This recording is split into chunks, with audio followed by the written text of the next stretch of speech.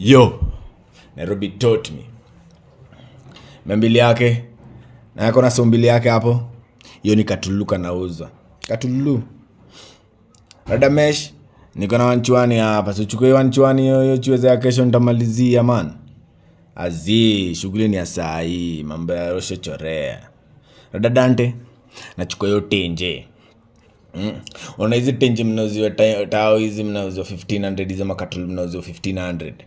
Mi bezi nilikuwa naletewa na so mbili 200. Hizo mamula, hizo madhiang, unaona hizo madhiang manze hizo mnauziwa sijui 50 Gs, 100 Gs, sijui dongapi hizo. Bezi nilikuwa nazichukua na 5 to 10k. Manigazi wangu walikuwa wanazichapanisha huko road wananiletea.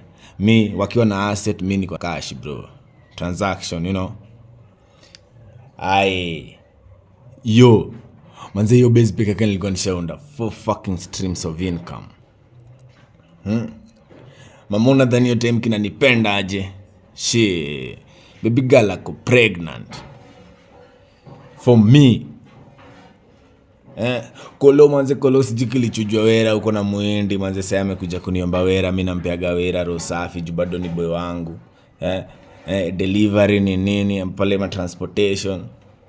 Mala ya mtu bado kije ndio kuja kunipeana kwa blue boys. Hadi zima blue boys wa area ziwa Parklands huko juu kwa penye alikuwa anafanya job.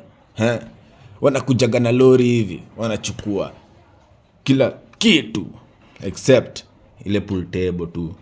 Ile ndio kubeba lakini luku wase walikuwa hapo, cue sticks, balls, nini everything. Alafu ananidungia tenje wananiambiaje?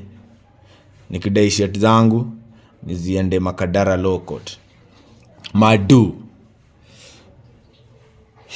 Naona juu ikifika ni mambo ya Lokot sinazo lazima kichele itembee. Cash bail ni nini? Ama gengi kabe. Yes, in the next video.